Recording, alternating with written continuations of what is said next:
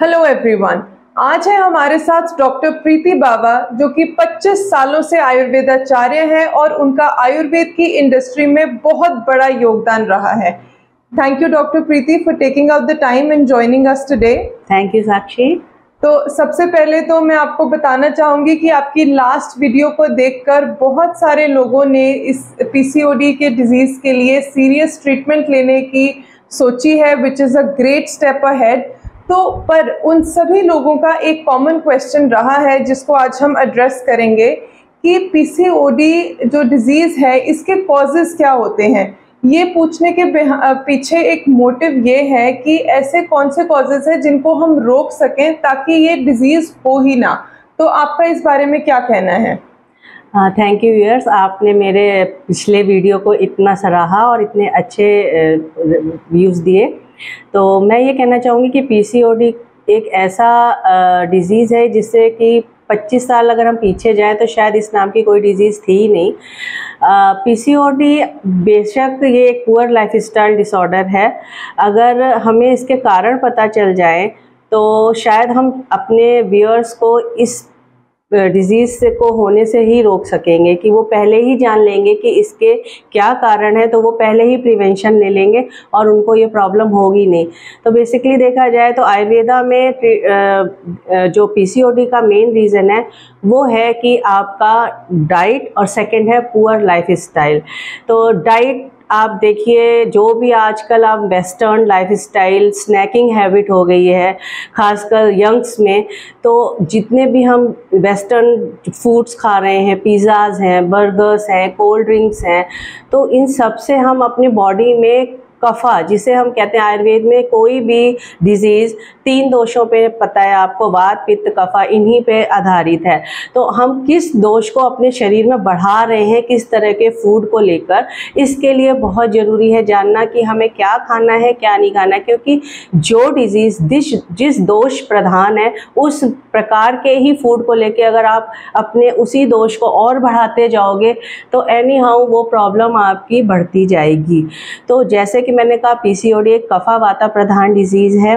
तो अगर हम स्नैक हैबिट हमारी वेस्टर्न लाइफस्टाइल, जैसे मैंने बताया पिज़्ज़ा बर्गर इतने चीज़ लोडेड होते हैं और साथ में हम कोल्ड ड्रिंक्स लेते हैं और भी कोई ठंडे कोल्ड ड्रिंक्स पेय पदार्थ लेते हैं, तो हम अपनी जठराग्नि को, जिसे हम डाइजेस्टिव फायर कहते हैं, जो हमारे मेटाबॉलिज्म, अगर वो डाइजेस्टिव फायर अच्छी रही तो आपका खाना जल्दी पचेगा, और अगर वो जठराग्नि मंद पड़ती गई तो क्या होगा, आपका पुअर में हो जाएगा डाइजेशन और आपका जो भी खाया हुआ खाना है वो इजीली जल्दी डाइजेस्ट नहीं होगा। तो अगर हम इस तरह का खाना खा रहे हैं और साथ में कोल्ड ड्रिंक्स या ठंडा पानी या कुछ भी इस तरह का लेंगे तो हम क्या कर रहे हैं, अपनी जठराग्नि को मंद कर रहे हैं।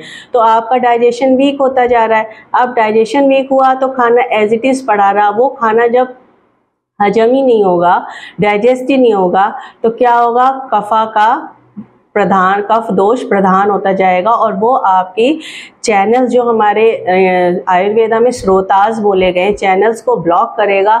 और वो जब चैनल्स ब्लॉक हो जाएंगे तो आपकी जो वायु है वो कहीं ना कहीं अवरुद्ध होगी, वो ऑब्स्ट्रक्ट करेगी और कहीं ना कहीं वो क्या करेगी, सिस्ट बनाएगी या कोई भी नोड्यूलर फॉर्मिंग करेगी, जिससे कि ये पीसीओडी की प्रॉब्लम आपकी शुरुआत हो जाएगी। तो सबसे पहले हमें अपने डाइट पे ही कंसर्न करना चाहिए कि हमें क्या खाना है क्या नहीं खाना। सेकेंड थिंग, हर व्यक्ति का एक अपना प्रकृति होता है कि वो कफा प्रधान है, वो वाता प्रधान है या वो पित्ता प्रधान है।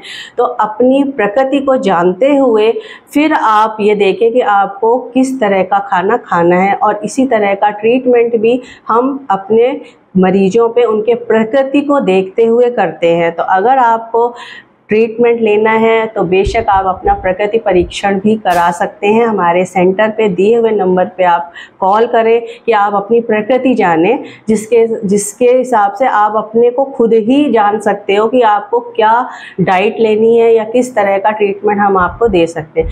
अब सेकंड थिंग आया पुअर लाइफस्टाइल। आजकल आपको पता है कि वेस्टर्न लाइफस्टाइल यही हो गया है कि लेट नाइट जगना, सुबह देर तक सोते रहना, कोई भी आपका टाइम से काम नहीं होता।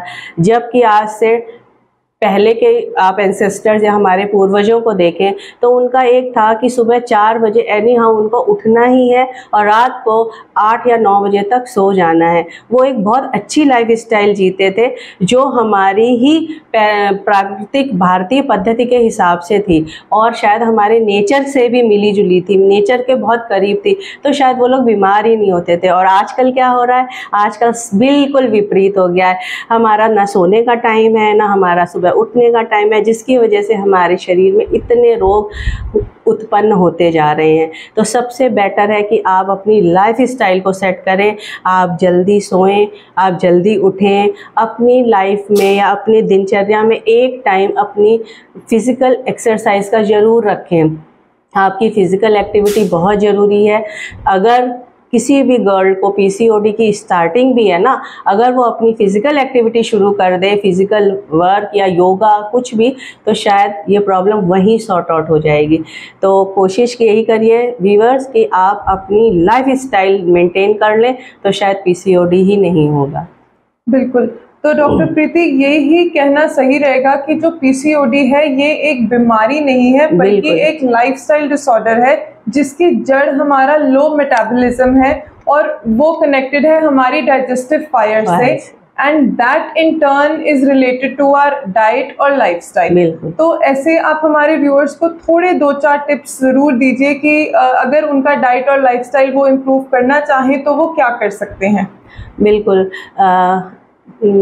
आप लोग एक जैसे जो भी गर्ल्स स्टार्टिंग में जिनको मिनार्की की, जैसे आजकल आपको पता ही है कि बहुत अर्ली पीरियड स्टार्ट होने लगे गर्ल्स के, 10 इयर्स की गर्ल्स के पीरियड स्टार्ट होने लगे जो कि पहले के टाइम पे 12-13 साल में होते थे। तो उसका भी एक रीज़न यही है कि आजकल की पुअर स्नैकिंग हैबिट, छोटे छोटे बच्चे पिज़्ज़ा, बर्गर, चाइनीज़ यही सब खाना पसंद करते हैं, तो जिसकी वजह से उनके अंदर ओबेसिटी आप देखते ही होंगे, छोटे छोटे बच्चे ओवरवेट हो रहे हैं, यंग गर्ल्स ओवरवेट हो रही हैं। सबसे बड़ा रीज़न है कि हमारी गलत स्नैकिंग हैबिट।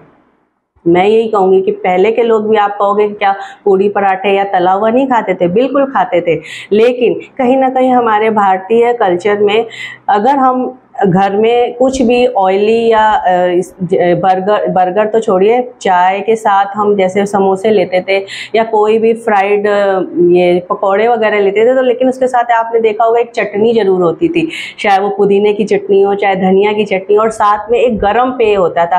कोल्ड ड्रिंक नहीं कोई लेता था, ना ठंडा पानी लेते थे। तो कहीं ना कहीं अगर हम ऑयली खा के कफ़ा को बढ़ा रहे हैं, कफ दोष को, तो हम कहीं ना कहीं गर्म चाय पी के या गर्म कोई भी ऐसी चीज़, या चटनी में जितनी भी चीज़ें हम डालते हैं कहीं ना कहीं उसमें तीक्ष्ण पदार्थ होते हैं, तीक्ष्ण हर्बल चीज़ें होती हैं, जैसे कि आपने कहा ना पुदीना ठंडा हो गया, उसके अंदर हमने थोड़ा सा वो डाल लिया, गार्लिक डाल लिया या अदरक डाल ली। ये सारा हमारा मेटाबॉलिज्म, गार्लिक और जो अदरक है बहुत अच्छा मेटाबॉलिज्म को बूस्टअप है। जो हम लोग तो पहले भी कहते थे कि खाने के साथ आप कच्ची अदरक लो, तो कच्ची अदरक बहुत अच्छी एक आपकी डाइजेशन फायर को बना के रखेगी, आपका डाइजेशन बहुत अच्छा करेगी, खाने को जल्दी पचा देगी।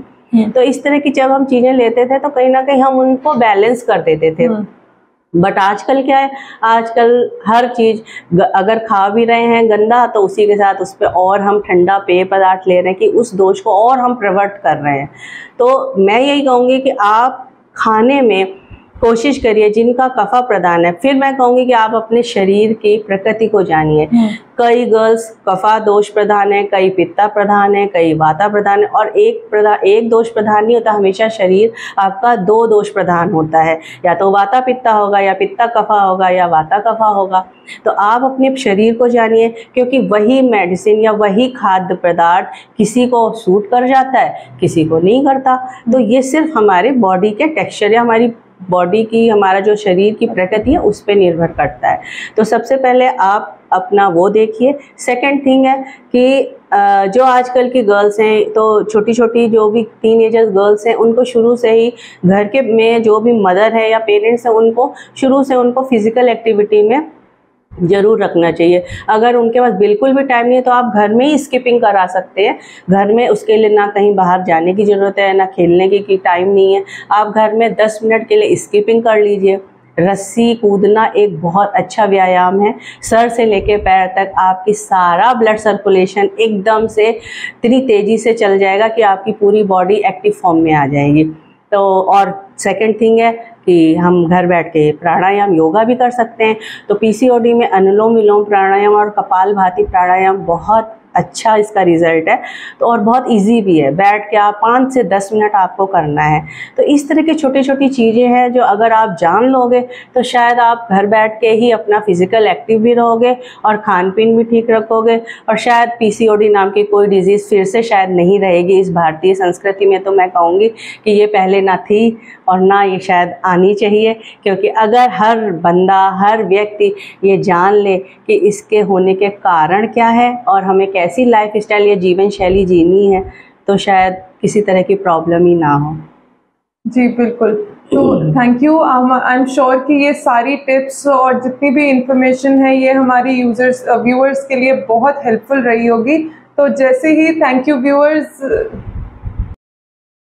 जी बिल्कुल doctor Preeti, I am sure कि जितनी भी इंफॉर्मेशन आपने दी है और ये टिप्स हमारे व्यूअर्स के लिए बहुत हेल्पफुल रहेंगे। और thank you viewers for taking out the time and watching this video. जैसे कि डॉक्टर प्रीति ने बताया कि हर व्यक्ति की प्रकृति डिफरेंट होती है और प्रकृति के अनुसार ही इलाज नियमित किया जाता है। तो आप अपनी प्रकृति ज़रूर चेक करवाएं, दिए गए नंबर्स पर कांटेक्ट करें और हमारे एक्सपर्ट आयुर्वेदाचार्य आपकी मदद करेंगे। Thank you so much. Stay safe, stay healthy.